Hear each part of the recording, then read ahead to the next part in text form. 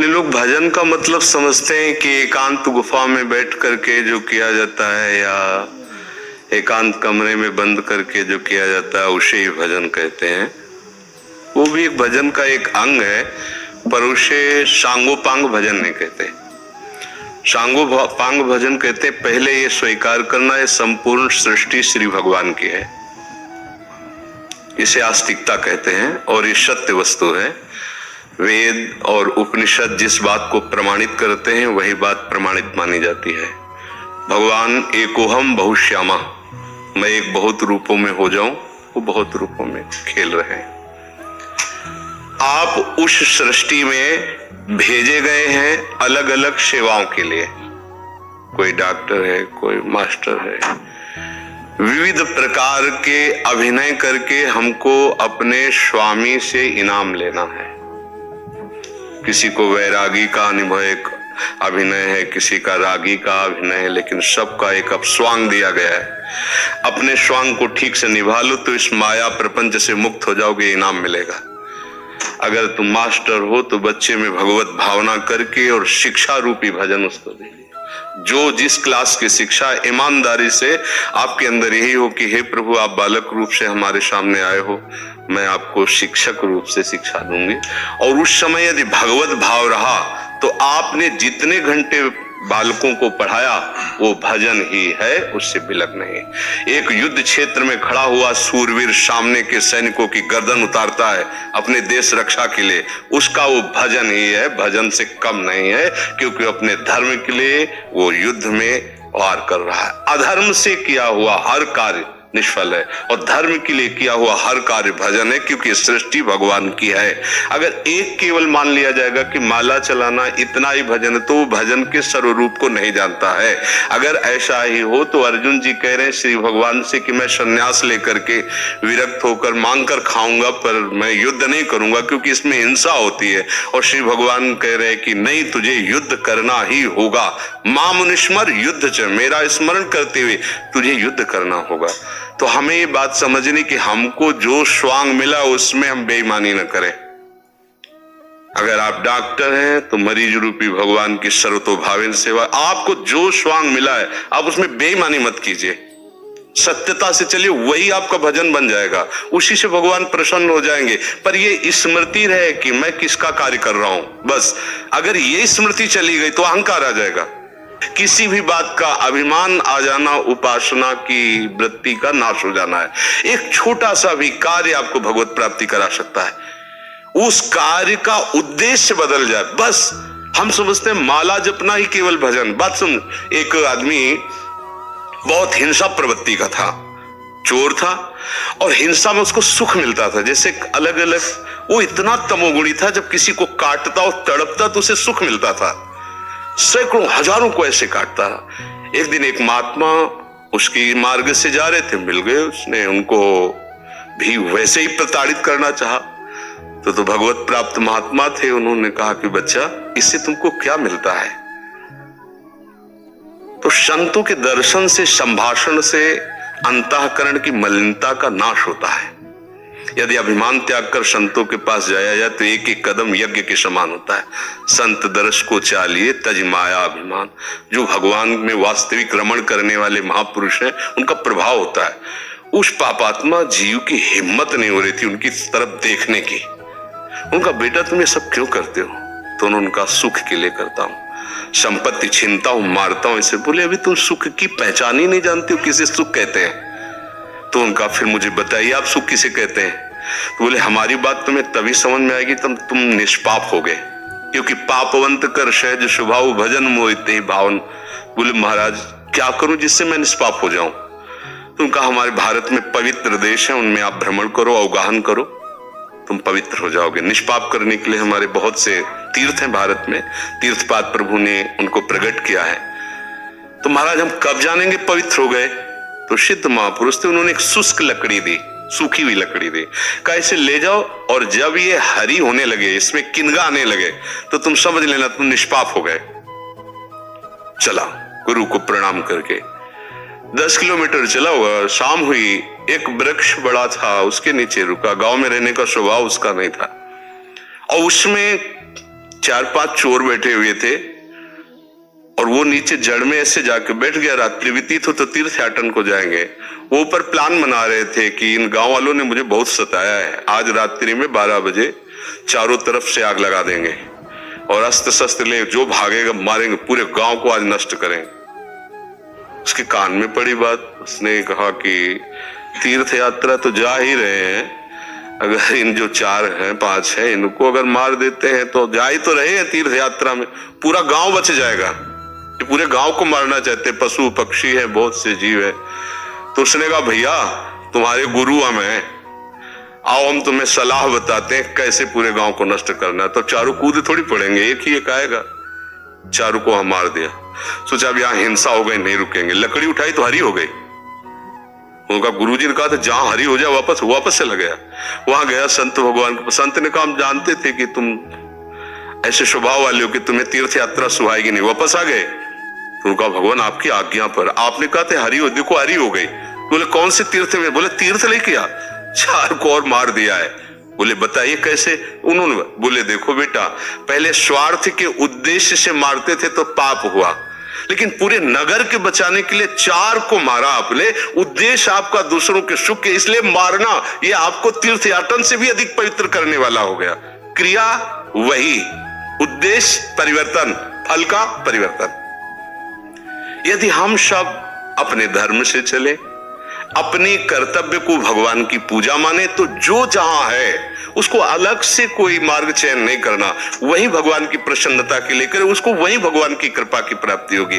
तो आपको कोई परेशानी का विषय होना ही नहीं चाहिए। आप अध्यापिका बच्चों को पढ़ाइए और बीच बीच में राधा राधा राधा स्मरण कीजिए। जो भी कर रहे हो अपने प्रभु के लिए कर रहे हैं ऐसी भावना कीजिए। इसमें कोई श्रम नहीं, कोई परिश्रम नहीं, कोई अलग से ऐसा नहीं कि नाक दबा के बैठना है, आंख मूंद के बैठना है। मन बाधा उत्पन्न नहीं करता है, मन को हमने वो पकड़ाया है, वही हमारे सामने पेश करता है। जो चीज हमने अपने मन को नहीं पकड़ाया, जो चीज विषय हमने नहीं भोगा, वो मन हमारे सामने नहीं प्रस्तुत करता।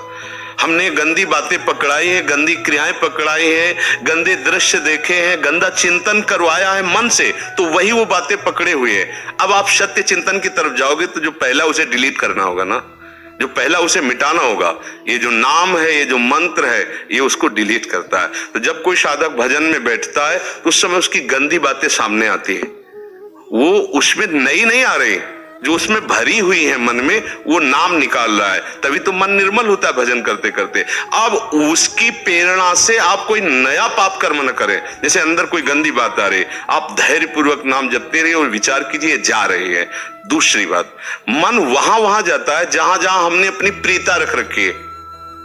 हमारा मन मांस में कभी नहीं जाएगा, क्योंकि कभी उस मदिरा में कभी नहीं जाएगा, नहीं जाएगा, क्योंकि उसकी मान्यता हमारे अंदर, उसके अंदर कोई भाव हमारा अंदर नहीं बैठा है। अगर हमारे अंदर जो जो विषयों ने भाव बैठा, हमारा मन वहीं जाता है। सच्ची बात समझो, बिना कनेक्शन के बिजली नहीं जाती। ऐसे ही जब तक आपने संबंध विषय वस्तु पदार्थ से नहीं बना, तब तक आपका मन नहीं जाएगा।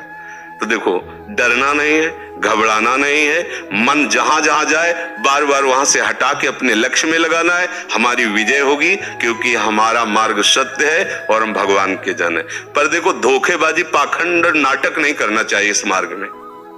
हम ये कहते हैं कि तुम्हें विषय सेवन करना है, तुम्हें स्त्री शरीर प्यारा है, या तुम स्त्री शरीर साधो को पुरुष शरीर प्यारा, तो नाटक करने की, बाबाजी बनने की जरूरत नहीं। ब्याह करो, जाके आराम से धर्म से चलो और भगवान को प्राप्त हो। गंदी बातें, बेविचार, धर्म विरुद्ध आचरण करना, ऊपर से कुछ और दिखाना, या हमारे प्रभु को पसंद नहीं। मोह कपट छल छिद्र न भावा, हमारी योग्यता नहीं इस मार्ग में चलने पे। इसलिए भगवान से प्रार्थना करो कि हम नहीं चल सकते, तो आप जिस मार्ग के पथिक बनना चाहते हो बनो, लेकिन सच्चाई से चलो, तो वही तुम्हें भगवान की प्राप्ति हो जाएगी। हमारा मन वही जाता है जहां हमने सुख बुद्धि कर रखी है। अगर भगवान में सुख बुद्धि हो जाएगी तो हट नहीं सकता। सा वही मना कृष्ण पदार विंदयो, आपका मन प्रभु में लग जाए। बोलो, हम जब किसी फिल्म को पसंद करते हैं, उसको बैठ के देखते हैं, 3 घंटे में किसका मन कहां जाता है? बोलो, कहां जाता है? कोई अगर बता दे कि 3 घंटे मेरा मन, अगर आपने पसंद किया है उसे, तो और आप जब देखेंगे तो आप 3 घंटे समाधि में रहेंगे, दुनिया का पता नहीं रहेगा। ऐसा क्यों हुआ? वो एक झूठा रचा हुआ नाटक था, एक झूठा दृश्य अभिनय किया गया था, लेकिन मेरी पसंद है तो मैं 3 घंटे बिल्कुल अपने मन को कहीं नहीं जाने दिया। और भजन में बैठते हैं मन भागता है, क्यों? क्योंकि पसंद नहीं है हमारी। हम करना चाहते पर पसंद नहीं है। आप देख लीजिए ना, कोई भी आप सीन देख लीजिए, कोई भी आप विषय देख लीजिए, जिसमें आपको पसंद है वही मन पकड़ लेगा। तो भाई मन की क्या गलती? मन को लोग गाली देते रहते हैं, मन बड़ा गंदा है। आपने जहां उसे खड़ा किया वो आपका सपोर्टर है। आपने उसे गंदी आदत दे दी, गंदी आदत, अच्छी आदत दे दी। एक क्षण के लिए भी भगवान का विस्मरण नहीं हो सकता, गला काटने पर भी। उसको आप पकड़ा के तो देखो नाम। ऐसा होता तो ये जो विश्व में हमारे संत महात्मा है सब नाटक ही थोड़ी होता है। असली नोट का ही नकली बनाया जाता है, नकली का असली नहीं होता है, असली का ही नकली होता है। तो अगर कोई पाखंड भी करता है तो उसी असलियत का स्वांग करता है, तो असली है ना। जो असली है, एक क्षण के लिए भी भगवान का स्मरण कभी टलता नहीं है। सोते जागते, उठते बैठते, चलते फिरते सच्चिदानंद भगवान उसके स्वभाव में, उसके जागृत स्वप्न इस स्फुरत में, चाहे स्वप्न में हो चाहे जागृत में हो, स्फुरत हर समय प्रभु का स्मरण। ऐसा क्यों हुआ? उसने अभ्यास किया है। आंख लगा के हम निशाना नहीं लगा सकते, क्यों? अभ्यास नहीं। और ऐसे भी है, ऐसे मार देंगे, क्यों? अभ्यास। ऐसे आपने भजन का अभ्यास नहीं किया, पूर्व मन में विषयों किया, तो देखो आंख मूंदते, आंख खोलते विषय चिंतन होता है, भगवत चिंतन नहीं। तो घबराने की जरूरत नहीं, गलत अभ्यास को अच्छे अभ्यास से मिटा देना है, कोई बड़ी बात नहीं। हम भगवान के अंश हैं, उनके बच्चे, हम कुछ भी कर सकते हैं। आप ये बात सब लोग बैठा लीजिए, कोई आकाश से पैदा नहीं होता, सब उसी जीव स्वरूप से आते हैं, ईश्वर के अंश, सब कुछ कर सकते हो। जब नारायण नर बन सकता है तो नर नारायण बनने में कोई संशय नहीं। आप चलो तो, पर आप भजन न करो, विषय सेवन करो तो बात अलग हो जाएगी। सब नाम जप करो, गंदे आचरण मत करो, जिससे दूसरों का अहित और दुख होता है ऐसी ना बात करो, ना ऐसी चेष्टा करो। भगवान कृपा करेंगे, आप सदैव सुखी रहोगे, आनंदित रहोगे। जब दो पानी ग्रहण करते हैं पति और पत्नी, तो एक दूसरे को सहयोग करके मित्र भाव से चलाना चाहिए। हमें अपनी रुचि दूसरे पर नहीं थोपनी चाहिए, बात ध्यान रखना चाहिए। हम दोनों एक मार्ग के साथी हैं, तो हमको चाहिए कि हमें अपनी रुचि उसके अनुकूल करनी चाहिए, उसको चाहिए कि हम अपनी रुचि को एक दूसरे के अनुकूल कर ले। अगर आपकी रुचि नहीं है तो पति को मनाइए और अपनी रुचि में उसको अनुकूल कीजिए। अगर वो अनुकूल नहीं होता तो आप कोशिश कीजिए कि आपके वृत्ति के कारण कहीं वो व्यभिचार में ना उतर जाए, गंदे मार्ग में न जाए, उसका साथ दो, आप उसके साथी हो। आपका ब्रह्मचर्य उतना महान नहीं होगा जितना पति की आराधना महान होगी। पति को एक मित्र है, मान लो हम कह रहे हो वो पति परमेश्वर होता है, ऐसा मत मानिए। तो एक मित्र है, हम दोनों मिलकर के संसार मार्ग में चलना, तो हमारी रुचि ही पूरी थोड़ी होती है, दोनों की रुचि मिलनी चाहिए। अगर दोनों रुचि, दोनों ब्रह्मचारी रहो, अगर एक की रुचि नहीं तो दूसरे को सपोर्ट करना चाहिए कि कहीं वो लड़खड़ा के गिर न जाए, उसका मार्ग न भ्रष्ट हो जाए। हम ये देखते हैं कि 4 दिन बाद पति पत्नी ऐसे तलाक, ये क्या है क्या? सिर्फ अपनी रुचि का पोषण नहीं होना चाहिए। अगर हम दो मिलते हैं, दोनों मित्र बनते हैं, तो एक दूसरे की रुचि का आदर करें, एक दूसरे की रुचि का सहयोग करें, तभी तो जीवन यात्रा चलेगी। नहीं तो कब ऐसे नहीं चलेगा। आप ब्रह्मचारी बन के बैठो और वो विचार में प्रवृत्त हो जाए, तो आपने पानी ग्रहण किया था, ये आपकी मित्रता नहीं सही रही। हाँ, वो बहुत ही व्यभिचारी है, अन्य, तो फिर अपने को अलग कर लेना चाहिए। अगर वो एक पत्नी व्रत है तो हमें उसका सहयोग करना चाहिए, उसमें ब्रह्मचर्य की तरफ वृत्ति न रखकर अपने पति की अनुकूलता की तरफ वृत्ति रखनी चाहिए। हाँ, तो तुम मत लगाओ तिलक, हम तुम्हें बताएं, सूखी रज ले लिया ना, बट्टी सूखी, ऐसे कर लिया, ऐसे लगा लिया, तो तिलक भी लग गया और नहीं भी लगा, कोई तुम्हें डांटेगा भी नहीं, ठीक है। हाँ ना, मत लगाओ, क्योंकि प्रगट में क्या है ना, बच्चा है, साथी भी उसको चिढ़ाने लग सकते हैं, बड़ा भगत, तो मतलब अभी बच्चा है, तो तुम ऐसा करो, जिससे आप रगड़ के लगाते हो ना, उसको रगड़ो मत, उसको सीधे ऐसे करो, ऐसे लगाया, ऐसे बिंदु रख ली, तो तिलक भी लग गया। और भगवान की बात तो जानते हैं और वो लोग जानते नहीं, तो वो तुम्हें चिढ़ाना बंद कर देंगे और बढ़िया लग जाए, ठीक है। नहीं, सुनो, ऐसे चाहे 12 तिलक बना लो, कोई परेशानी नहीं। थोड़ा और बड़े हो ना, और जब निष्ठा आ जाएगी ना, फिर कोई नहीं। अच्छा, शराब पियो, कोई डांटता है क्या? टीचर विद्यार्थी को साथ बैठाकर पिलाने के लिए राजी हो जाएगा, लेकिन अगर ये माला तिलक का, ये कलयुग का प्रभाव है, तो बच्चे हो इसलिए, मतलब तुम्हें ऐसा कह रहे, अगर कोई जवान ऐसी बात करे तो उसे हम दबका देंगे। अपनी निष्ठा तो नहीं रख पा रहा, फिर किस बात का भक्त है?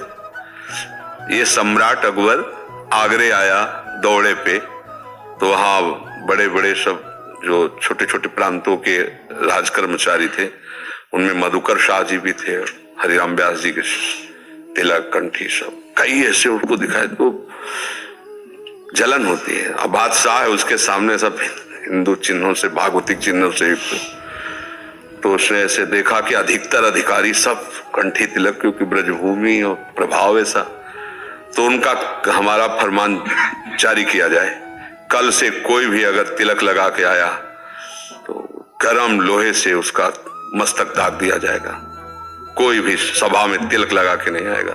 बादशाह अकबर का। मधुकर शाह ने सोचा कि यार जीवन किस काम का, ये भगवान का दासत्व, अगर इसे मिटा के गए एक संसारी बादशाह के सामने फायदा क्या होगा? गला कटवा देना अच्छा है, लेकिन तिलक उतारना अच्छा नहीं। वैसे तो अंगरखी और धोती वो सब राज पोशाक पहन के जाते थे, केवल नीचे धोती पहन के लंबा तिलक, 12 तिलक लगाए, 12 तिलक, यज्ञोपवीत खुला, कंठी की माला खुला, तलवार खोशी। सभा में देखा कोई भी तिलक नहीं लगाया था, क्योंकि बादशाह का हुक्म, बादशाह वो तत्काल तो मृत्यु दंड दे सकता है। गए, सामने खड़े हो गए, 12 तिलक। उनका अकबर सम्राट ने कहा सुना नहीं था कल का फरमान मधुकर शाह? खींच ली तलवार। उनका आप एक मुल्क के बादशाह हैं, ये अनंत मुल्कों के बादशाह का तिलक है, मेरी गर्दन कटने पर ही ये मिटेगा, ऐसे नहीं मिट सकता, जिसकी ताकत हो मिटा के देखे आगे।